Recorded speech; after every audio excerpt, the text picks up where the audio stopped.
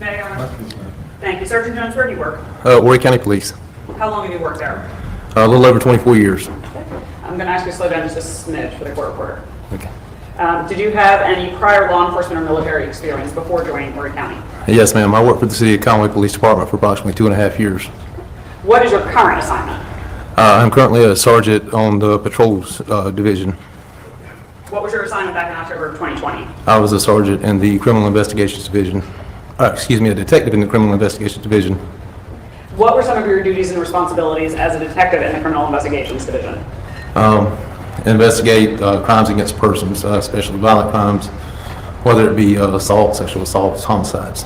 What type of tasks would you undertake during those investigations? There was multiple tasks during that investigations, whether it be to follow up on leads, do interviews, or sometimes even gather evidence. And you just said follow up on leads. If you can estimate, approximately how many investigations have you been involved in your 24-plus year career? I don't know. To put a number would be pure speculation. Okay. A lot. Okay. As you conduct those investigations, does every lead that you follow up, I believe that was your language, every lead that you follow up, is it fruitful? I guess I'll put it that way. No, oftentimes you will follow up on leads that actually go nowhere and end up having absolutely nothing to do with the case. Are you familiar with an investigation into a missing person turned homicide where the victim was Gregory Rice? Yes, ma'am. And did you assist Detective Susie with some tasks in that case? Yes, ma'am, I did. Specifically, did you and Detective Susie meet with Megan Jackson on October 23rd, of 2020? Yes, ma'am. We conducted an interview that day. Was she a suspect at that time? Yes, she was. Were you familiar with the defendant prior to the interview? Only vaguely. And how did you have that vague familiarity? That she worked with a body transport service that came and picked up deceased individuals. Was Christopher Dontel also a suspect at that time? Yes, ma'am. Were you familiar with Christopher Dontel? Again, only vaguely, as he was a deputy coroner with the coroner's office. Okay. Prior to you and Detective Susie conducting that interview, had investigators created sort of a timeline of the defendant's movements for the night of October 2nd? Yes, ma'am. They had, using cell phone data, they had established a timeline of both Mr. Dontel and Ms. Jackson's movements. Did they use any other types of investigative tools, such as interviews with other witnesses, surveillance videos, license plate readers, anything like that? Yes, ma'am. There had been interviews with other individuals. Specifically, one of the things they had used was license plate readers, wherein it would take a picture of the tag and document where it was, the date and the time. Okay, so let's sort of start at the beginning of the timeline. Did investigators have license plate reader stills from the River's Edge community? Yes, ma'am. Leading witness, Your Honor. Overruled.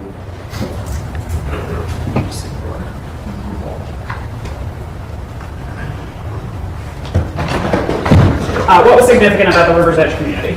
The River's Edge community is where Mr. Dontel and Ms. Jackson lived. And Your Honor, these have already been admitted and published. So I'm showing you States Exhibit 136 and States Exhibit 138. Are those stills that you used to help create the timeline? Yes, ma'am. Okay. And can you just read for 136 the date and time there, and then for 138 the date and time there? 136 is October 2nd, 2020, approximately 6:16 in the afternoon. And 138 is October 2nd, 2020, approximately 6:20 in the afternoon as well. 6:20? Okay.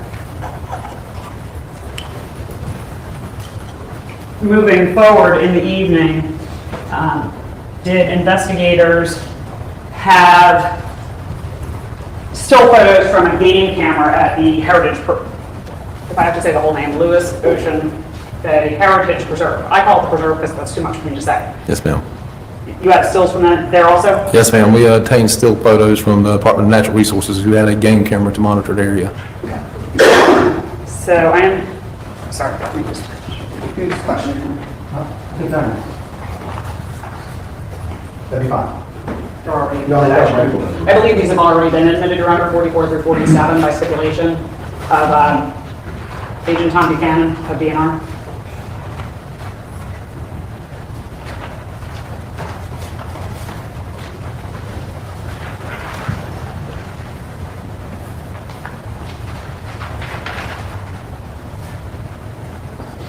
You think that is, I don't have those.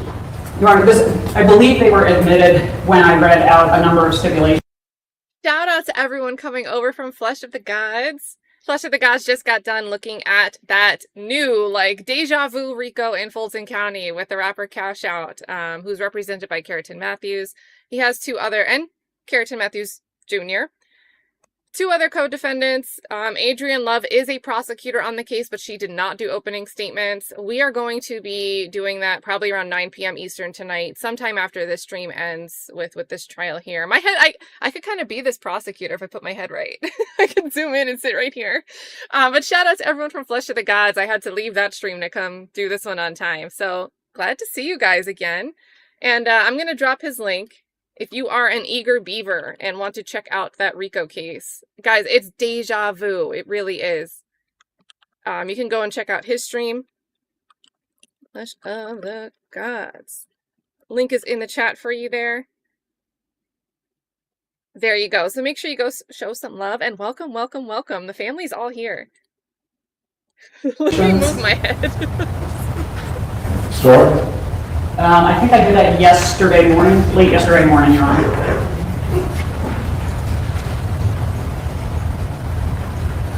44 through 40, oh, yes. There were You said actually, 45 through 47 at one time. yes, I'm doing 44 through 47 now, and then I'll show the others. There you go. Okay, thank you. And Your Honor, may they be published to the jury as we discussed them. Thank you. So I'm going to do Exhibit 44 first. Showing you State's Exhibit 44. Is that a still photo from the deer camera? Yes, ma'am, it is. And do you recognize the car in that photo? Yes, ma'am, it's a Ford Explorer. It's very much like the type that the deputy coroner drove. Okay. Can you is there a date and time stamp on that photo? There is. It's October 2nd, 2020 at 6:26 p.m. Are you familiar with where the preserve is located? Yes, ma'am. Are you familiar with where River's Edge is located? Yes, ma'am. Approximately how far apart are they?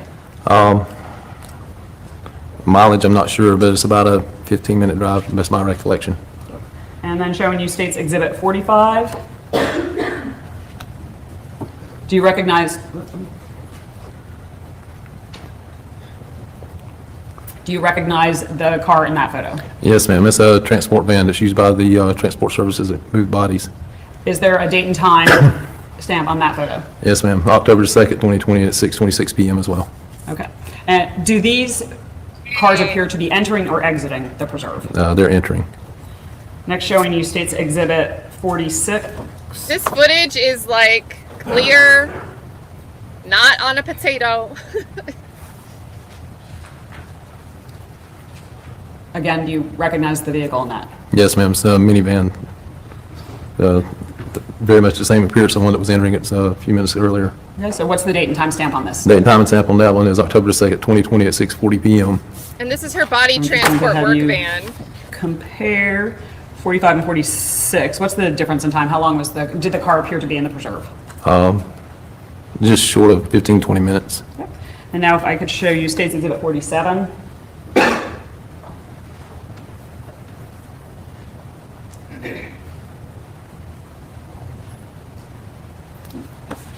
What are we seeing in State's Exhibit 47? That would be the Ford Explorer. Also in the far left-hand corner, you also see the minivan exiting as well. And that's on October the 2nd, 2020 at 6:40 p.m. as well. Okay. I'm going to ask you just to keep your voice up just a little bit. Okay. I think the jury's having trouble hearing you.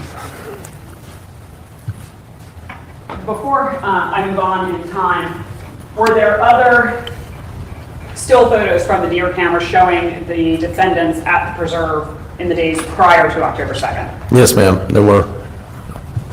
Your Honor, now I'm going to 35 to 43, which I also believe have been admitted. All right. And I would ask that they be published.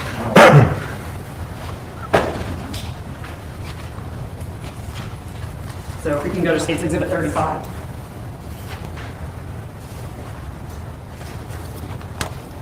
Can you tell us what we see in Exhibit 35? In Exhibit 35, you have the Ford Explorer as well as the minivan entering the Ocean Bay Preserve on September the 29th, 2020 at 1:13 p.m. So 3 days earlier. Yes, ma'am. And then State's Exhibit 36. Again, it's the Explorer and the minivan, and you can actually see Miss Jackson outside of the minivan, and that is on September 29th, 2020 at 1:14. Guys, this Are you is able to done. see anything at the driver's door of the Ford Explorer? Yes, ma'am. You can see the door open and an individual stepping out of it. So showing you State's Exhibit 37. Yes, ma'am. Again, Let's just wait. Oh, I'm sorry. There's just a lag for the photos to come up. Okay, State's Exhibit 37. very much similar to the same picture, only at this point in time, the individual from the Explorer has stepped out, and you can see that that's Mr. Dontel. And what's the date and time there? The date and time on that one is September the 29th, 2020 at 1:14 p.m. State's Exhibit 38. Again, the Explorer and the minivan and the individuals have walked around behind, I'm sorry, That's it. behind the Explorer, and it is on September the 29th, 2020 at 1:15. State's Exhibit 39. I'm gonna help you. I'm not gonna give you the photo until it's up. Okay. State's Exhibit 39. And not use like work vehicles. These are both work The vehicles. same two vehicles. The minivan at this point in time is turning out and leaving, and that's on September 29th, 2020 at 1:35 p.m. State's Exhibit 40.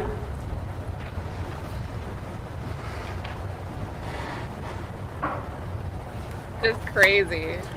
The Explorer is leaving at this point to exit the preserve, and that's on September 29th, 2020 at 1:36 p.m.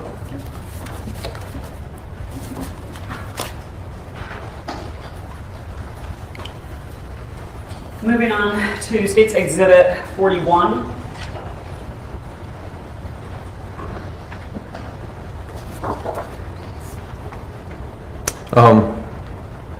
This is on September 30th, 2020 at 9:58 a.m. and the minivan and the Explorer are entering the Lewis Ocean Bay Preserve.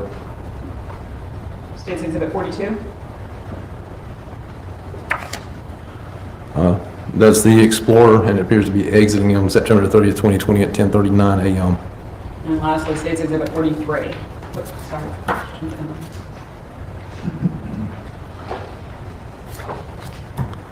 That is the minivan, also appearing to exit September 30th, 2020 at 10:39.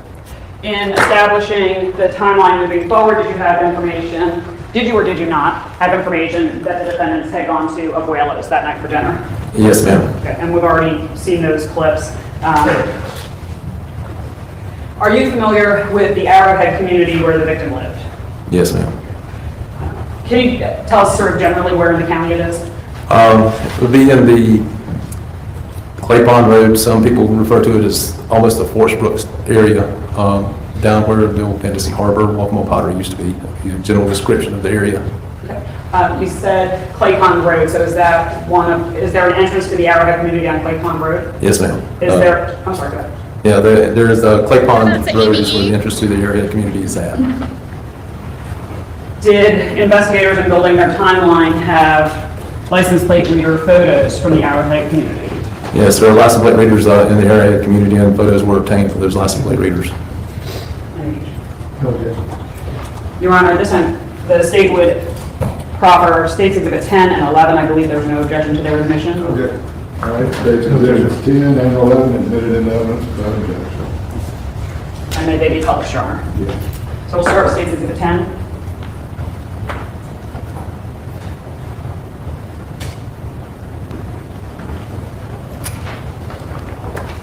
Is that one of the LPR photos from the Arrowhead community? Yes, ma'am, it is. And that's going into the community? Yeah, that would be, I believe that would be entering into the community, and that's dated on October the 2nd, 2020 at 10 o'clock p.m. And then States Exhibit 11. This has a little better view of the car. Do you recognize the minivan in that picture? Yes, ma'am, and that's dated October the 2nd, 2020 at 10:06, and I believe that would be exiting the community.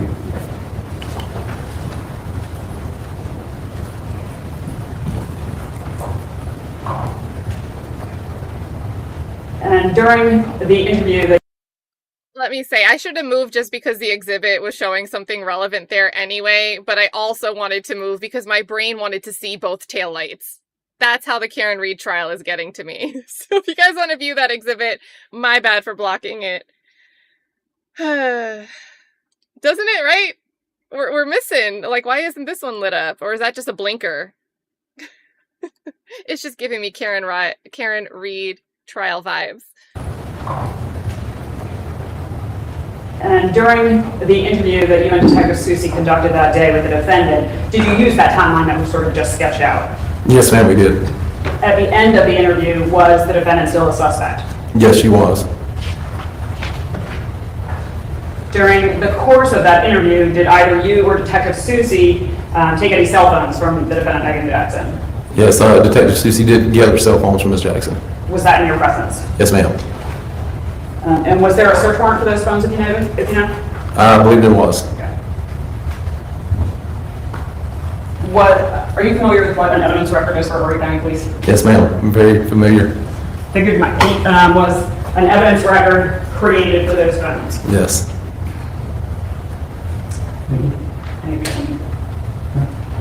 Your Honor, actually, I'll enter this at this time, maybe I'll just enter it. State is offering State's Exhibit 18 into evidence, Your Honor. Objection. Mr. Ron. State's Exhibit 18, admitted in evidence. Thank you. You don't have to show this one. I'm showing you State's Exhibit 18. Is that an evidence? Well, first let me stop. Can you explain to the jury what an evidence record is used for? Yeah, an evidence record is used to document when and where an item is collected and any time it has changed hands, whether it's to be placed into evidence where it's taken by a tech to be examined or any time that piece of evidence is moved. Oftentimes we refer to it as a chain because it documents every movement of that piece of evidence. Is this the chain or the evidence record for the 2 phones taken from Ms. Jackson that day? Yes, ma'am. Did the defendant give the passwords to both of those phones? Yes, she did. Are those passwords noted on the chain? Yes, they are noted on the chain here with next to where the phones were collected. Okay. Then I'm going to show you.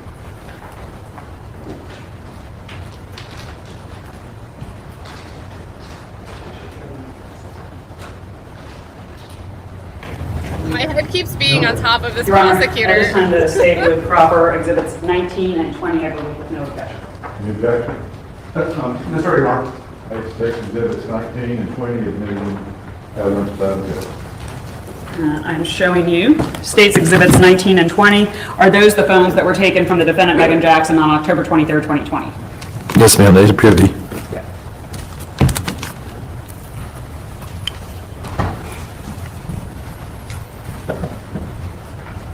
For indulgence.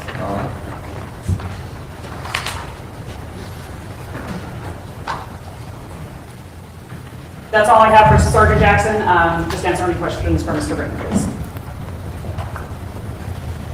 Good morning. Morning, sir. Thank you for being here. So just give me an idea, what was your involvement in this? I assisted Detective Susie in doing an interview with Ms. Jackson and was there when he collected the phones and was familiar with the timeline somewhat. Okay, and when you say a timeline, was there like a document that was created, titled like timeline? Not that I observed. It was pretty much a sit rep or a situation report from other detectives of what it was. Okay. What a cohesive timeline as relates to what you remember? I did not observe any kind of report that had a timeline on it. I was, again, informed by other detectives that had knowledge of it. Okay. How broad did you stay? I mean, did you go to the round tables and get more information about the case, or was it just surveillance and, phone? I'm sorry, I didn't quite understand what you meant. Was you only involved in surveillance? Did you go in the round tables to discuss the case at large, get more information about it? I don't recall that I'd done any of the roundtable meetings with that as far as general discussion. It was basically a situation report or a briefing of the timeline and things that had transpired prior to the interview with Ms. Jackson. Okay. And you remember what date that interview was? October 23rd. Okay.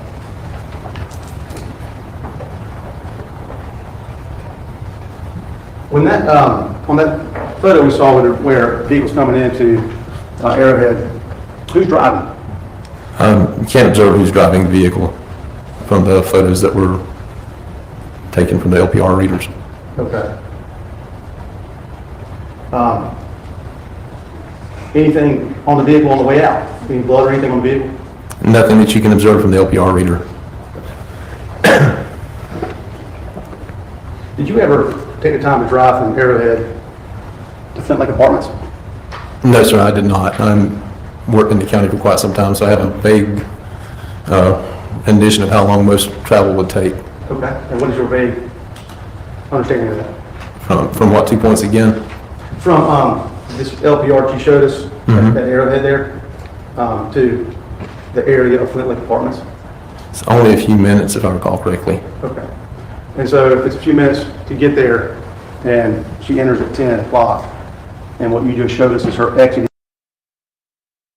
at 10:06, and it takes you a couple minutes to get there, she could kill the person at Flint Lake Apartments. Could she? Lots of things can be done in a short period of time. Okay. So, just want to make sure I understand, it's your position that she enters at 10, it takes her, I think you said 2 to 3 minutes, well, let's just say it's less. She has to shoot a person, get out, and get them, right? You can't just leave them there. Is that right? Unless you would find the body there, and they would have to be moved. Okay, and we know this, in this case, it was moved, so if you've driven 2 minutes into Flint Lake Apartments area, you've had to get out and shoot somebody, you've had to get over there, right, and move the body, sir, and then you have to put that into a vehicle, and then you've got to drive back out. Is that right, sir? Yeah, based on the assumption of what you're going with here, yes. Okay, you agree with that? And you agree with me that that is a ridiculously tight time frame? No, sir, not particularly. It's pretty easy to fire multiple shots from a weapon Okay. very rapidly. Okay. And do that with nobody hearing it. And this is at 10 o'clock at night, right? Yes, sir. Okay, so this murder's taking place at 10 o'clock at night in a densely populated area. Is that what you're telling me? Yes, sir. Okay. And nobody saw it, and nobody heard it. Is that right? There were no reports of any shots being fired, no, sir, but that's not uncommon. Okay. But you agree it's less common in a densely populated area? You have the potential for more people to hear it, yes. Okay. And, gunshots are typically loud. You agree with that, wouldn't you? Gunshots are typically loud. I can say that I have investigated cases where individuals have actually committed suicide inside their own home and someone else sleeping in the other end of the home not hear it. Okay. Okay. I just want to make sure, because you know just like I do, like the decibel levels over 100 for any 22. I wasn't at exact decibel levels. They're significantly quieter than most other handgun calibers. Okay. So we sit here today, in all of your years of investigating, you can't tell the jury that 5 gunshots is loud. Well, 5 gunshots indeed would be loud. Okay. Fine.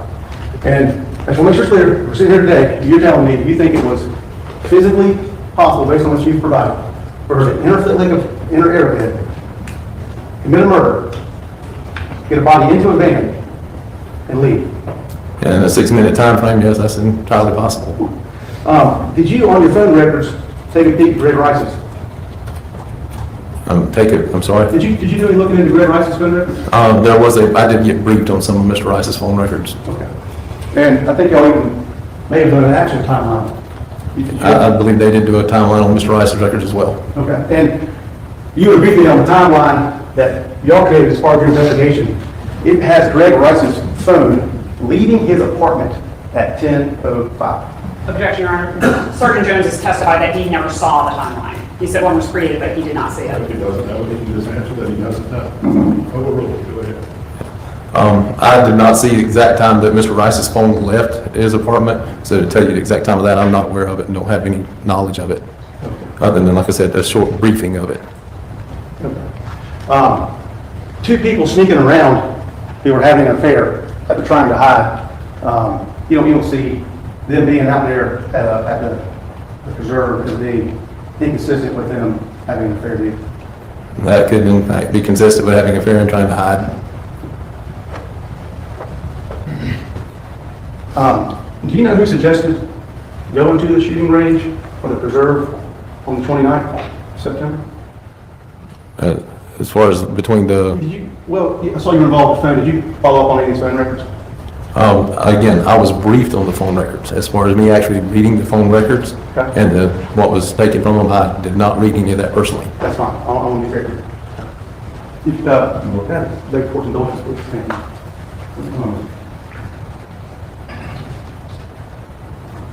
Whisper, whisper, whisper.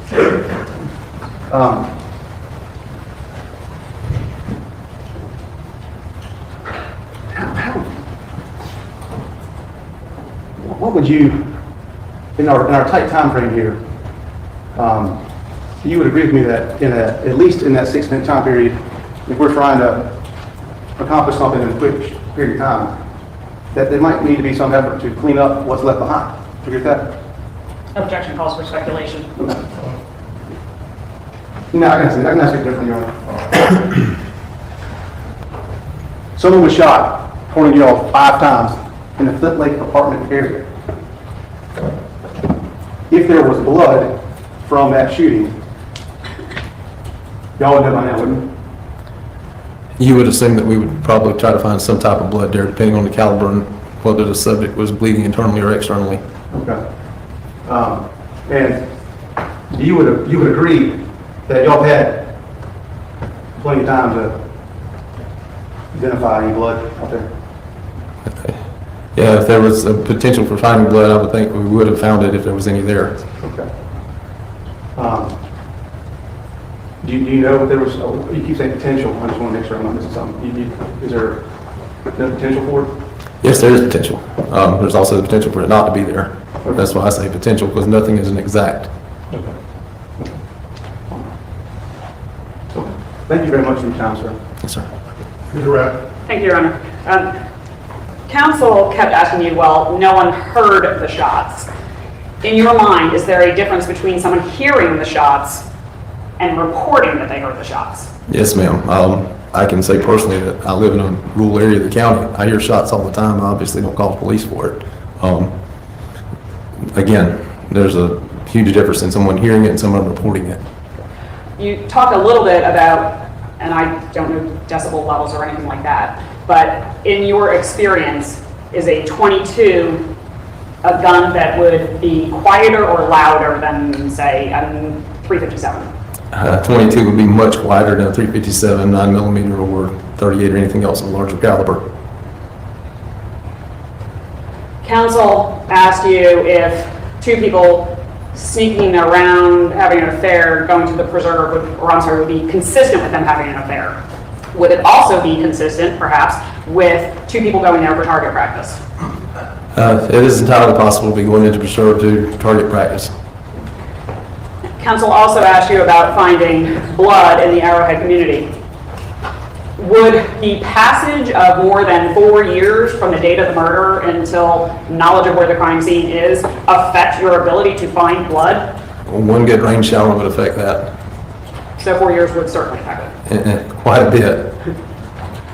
Nothing further, Your Honor. I would ask that Sergeant Jones be released from this subpoena. Any objection? No, sir, Your Honor. All right, you may step down, you're free to go.